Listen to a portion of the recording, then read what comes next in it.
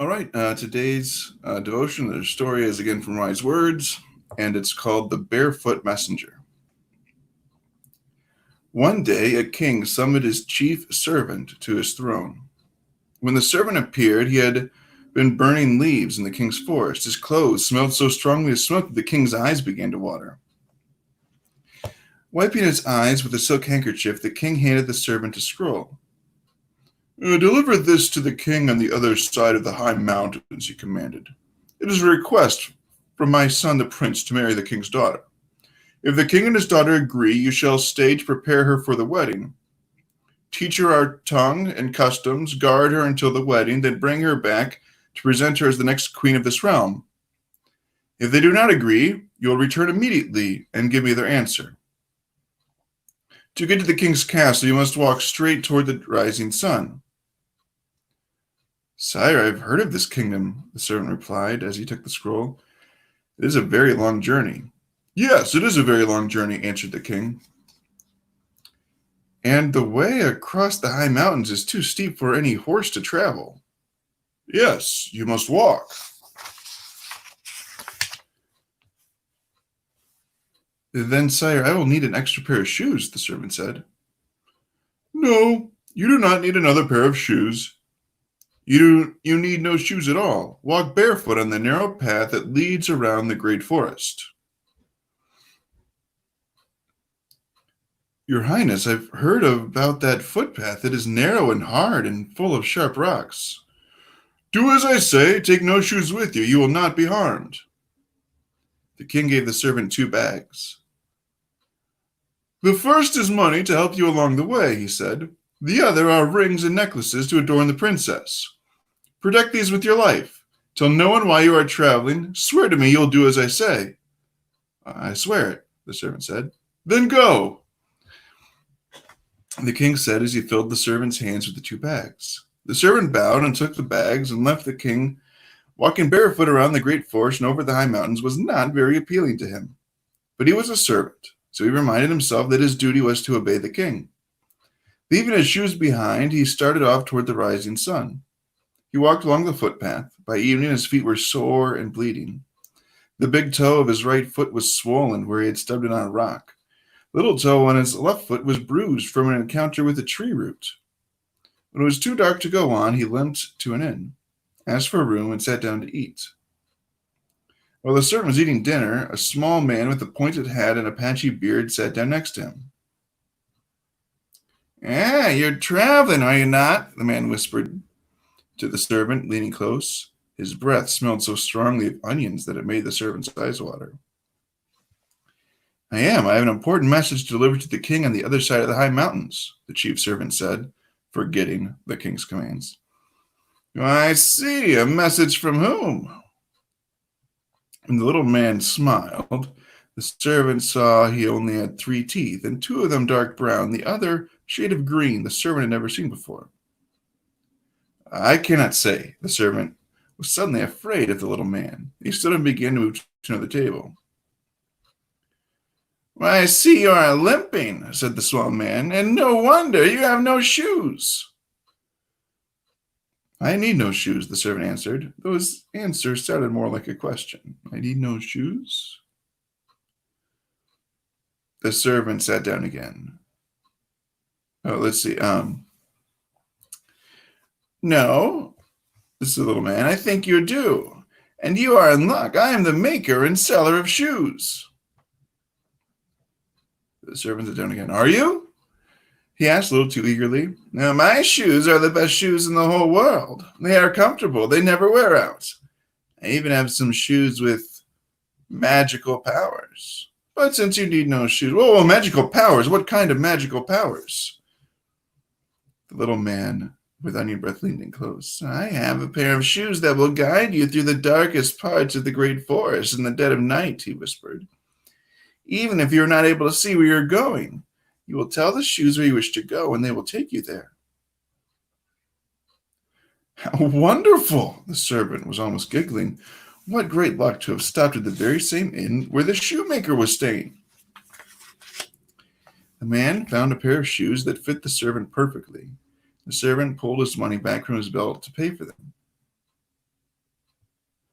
My, that's a fine-looking purse, the little man said.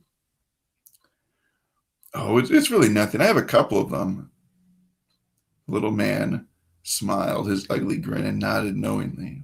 The next day, the servant started out on his journey wearing the new magical shoes. They seemed to heal all his cuts and bruises. His feet stopped hurting.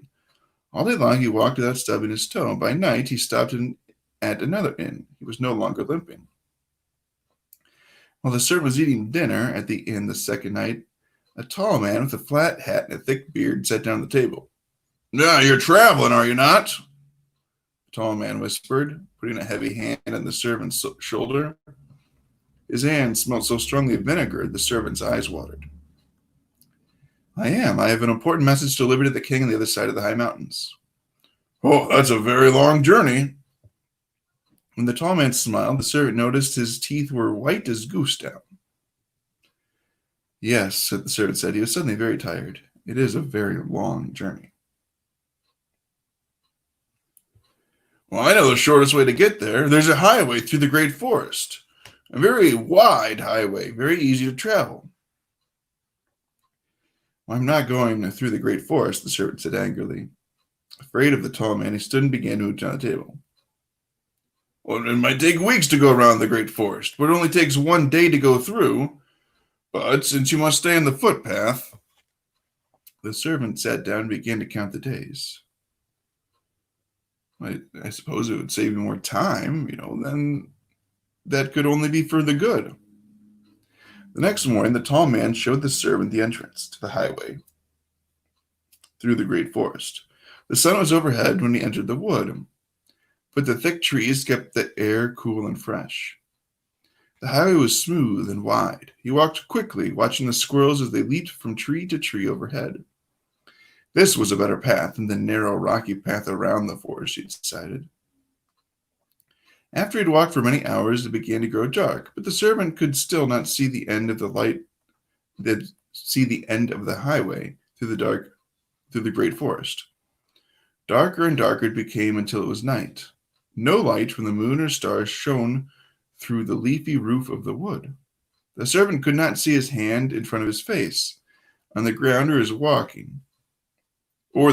was walking, Fear slithered down his back like a cold snake. Then he remembered what the shoemaker had told him about the magic shoes he was wearing.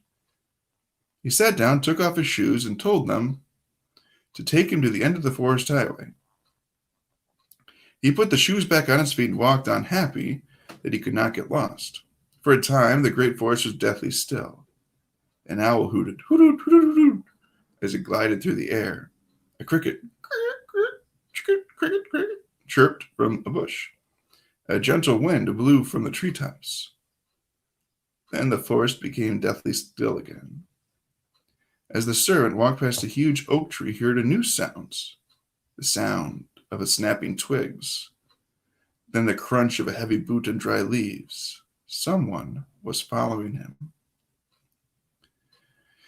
The servant quickly knelt down to remind his magic shoes where to go and asked them to hurry up. Before he could stand, someone jumped on his back and pushed him to the ground.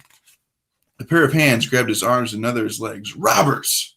The robber on his back had breath that smelled of onions, and the hands that held his arms smelled of vinegar. The servant struggled, but it was no use. 6 or 8 strong hands were clamped tight to his arms and legs. Another pair of hands fumbled through his cloak for the bags the king had given him. He heard a heavy crack on the back of his head, and he fell over in a heap. When he awoke, flickering light was piercing through the tree branches, swaying lazily in the morning breeze.